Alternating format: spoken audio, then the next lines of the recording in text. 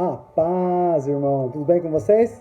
Estamos mais uma vez aqui, levando a palavra de Deus, porque é o que a gente sabe fazer, é o que a gente gosta de fazer e é o que a gente tem que fazer.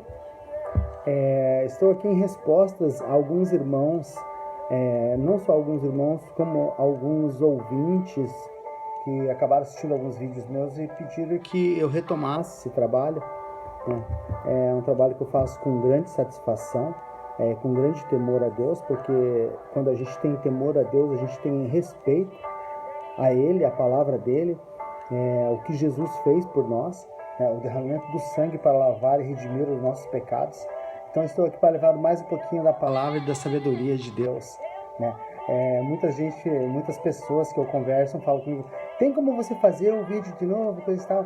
Olha, irmãos, infelizmente eu não consigo, porque essas palavras não são minhas, são do Espírito Santo.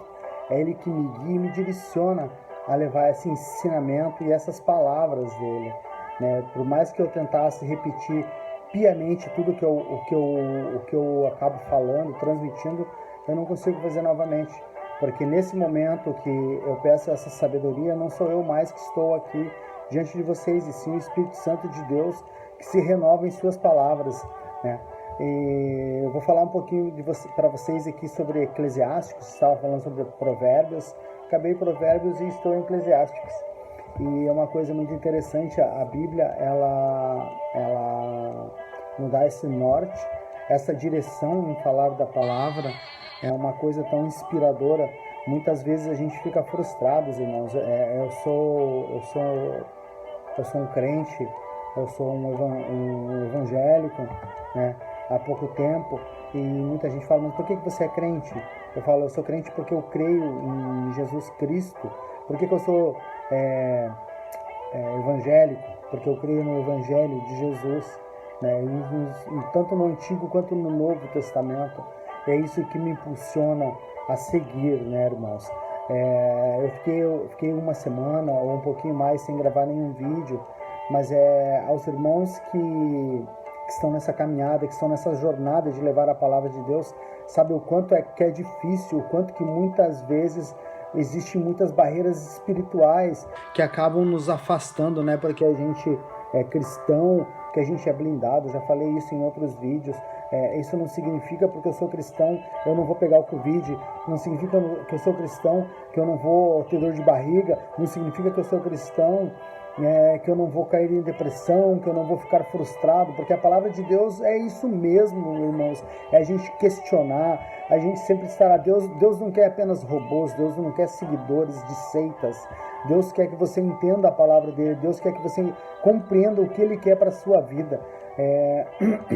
Eu sei que muitas pessoas acabam se afastando de Jesus, acabam se afastando de Deus, porque existem várias doutrinas, várias seitas. Irmãos, o negócio é tão simples, irmãos. É só você compreender a palavra de Deus, o que Ele tem para a sua vida, o que Ele pode fazer por você. Você não precisa ser um fanático, entendeu? Um louco, porque Deus não quer isso. Está na palavra dele que nem os fanáticos, nem os loucos herdarão o reino do céu. Então Ele quer pessoas conscientes, Ele quer pessoas que entendam que o evangelho dele é para ser levado a todos os irmãos, com muita sabedoria, né? Eu conheço muitas pessoas no meio evangélico que falam assim, mas eu já li a Bíblia 10 vezes, 20 vezes, 30 vezes, né? E que o sábado tem que ser guardado, e que a carne de porco não sei o que, e que não sei o que, não sei o que. Irmãos, a palavra de Deus é uma coisa simples, é uma coisa para a sua vida. Jesus falava em parábolas. Isso aqui não foi feito para poucos, não foi feito para teólogos, isso aqui foi feito para a sua vida, entendeu? O caminho é Jesus Cristo, mas é através do teu Deus, do conhecer em Deus, que você vai seguir em frente, irmãos. Então eu andava meio triste, irmãos, porque a gente prega a palavra, a gente leva o evangelho a muitos, né? E muitos querem as bênçãos, mas não querem o Pai da bênção, né? Então, aí eu estava pensando até em não gravar mais vídeos, mas como a gente caminha na palavra, eu voltei às escrituras, porque é onde eu encontro refúgio, é onde eu encontro um amparo maior para eu seguir essa jornada. Espero que, da mesma maneira que eu estou falando aqui, vocês estejam compreendendo o quanto que Deus é maravilhoso na nossa vida e o quanto que a palavra dele pode nos direcionar, pode fazer a gente sair de uma cama enfermo, pode fazer a gente levantar e caminhar, pode fazer a gente levar um pouco de conforto àquela pessoa que muitas vezes está com o coração aflito, aquela pessoa que não sabe o que fazer da sua vida. Então, a palavra é isso, é a gente poder ajudar essas pessoas, porque muitos diziam assim, mas Jesus andava com pobres, com pecadores, com bêbados, prostitutas. Irmãos, quem senão eles, quem senão os doentes precisam da palavra? Mas não se iluda, irmão, porque você está numa cama confortável, está numa casa boa, que você não precisa de Deus. Você precisa tanto quanto aquele que está no meio da rua, meu irmão, tanto aquele que mora em qualquer lugar. Então eu procurei refúgio na palavra, e como eu tinha acabado de ler Provérbios, entrei em Eclesiástico. Em Eclesiastes 1:17 a gente encontra: apliquei o coração a conhecer a sabedoria, e a saber o que é loucura e o que é estultícia, e vim a saber que também isso é correr atrás do vento. Em 18 a gente vai encontrar: porque na muita sabedoria há muito enfado, e quem aumenta a ciência aumenta a tristeza. Irmãos, olha que é rico, a palavra de Deus nos seus 66 livros é muito rico, é muito grandioso, ele nos cresce, ele nos dá ânimo e ele nos mostra. Você nunca vai ouvir falando assim, Deus mandou falar para você, mas você vai ouvir falar assim, nas escrituras de Deus, Deus fala com a gente e ele fala. Aquela pergunta que você tem, aquele anseio que você tem, você vai encontrar aqui. E você pode ter certeza, irmão, se você não estiver conseguindo entender, não estiver conseguindo compreender, mas você pedir esclarecimento ao Espírito Santo e pedir a libertação de Jesus Cristo, ele vai te mostrar, ele vai te indicar, ele vai colocar alguém na tua vida que vai mostrar o que você quer saber, irmão. Então, em Eclesiástico, irmão, quando a gente fala assim, apliquei o coração a conhecer a sabedoria, a gente conhece a sabedoria e tenta transmitir a sabedoria. Mas também fala que você tem que saber o que é loucura e o que é estultícia. Estultícia são aqueles tolos, irmãos. Tolos, irmãos. Tolo é aquele que você leva a palavra e mesmo assim ele não quer, ele despreza a palavra. Ele despreza a palavra. É como se a gente estivesse dando pérolas aos porcos, como diz na palavra. Mas, irmãos, também diz a palavra que a gente tem que levar a palavra até aqueles mesmos que são descrentes. Irmãos, a gente tem que fazer o nosso trabalho aqui na terra, que é levar o amor de Cristo, que é levar a grande sabedoria, E a sabedoria está aqui. Muitas vezes a gente se entristece quando leva a sabedoria e vê que a pessoa não a recebeu. Só que da mesma maneira que a pessoa não recebeu, se a gente entrar nesse conflito, irmão, de querer impor a nossa palavra através da palavra de Cristo, a gente está sendo tolo igual eles, irmão. Então não vamos ser tolos, vamos levar a palavra. Se a pessoa quiser compreender, se a pessoa quiser receber, é o que a gente vai fazer. Caso contrário, a gente vai seguir a nossa vida levando a palavra de Deus. Então não seja tolo, não se iguale a um tolo.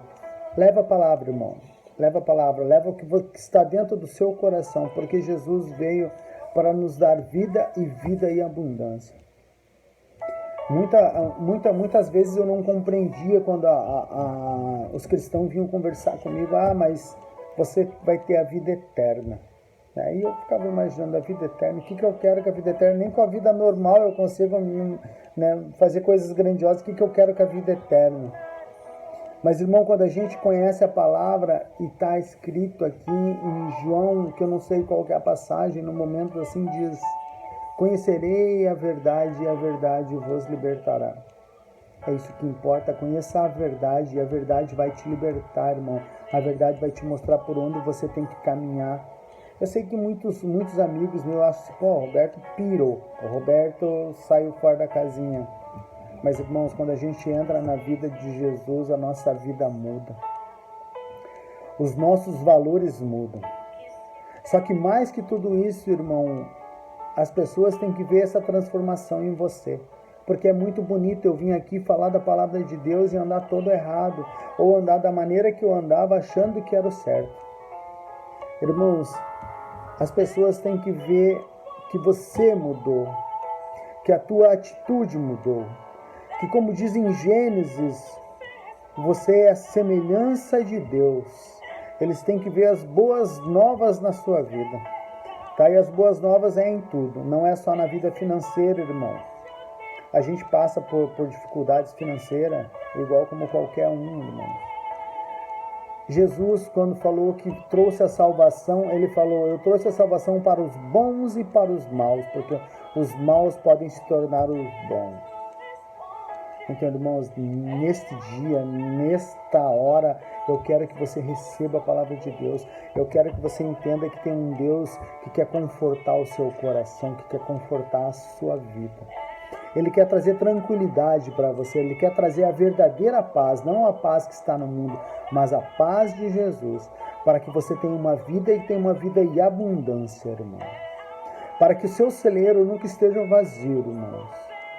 Para que você tenha a tranquilidade de transmitir ao próximo o que realmente importa. Para que você não seja pedra de tropeço na vida de nenhum, irmão. Mas que você leve o conforto e consiga acariciar o coração do irmão.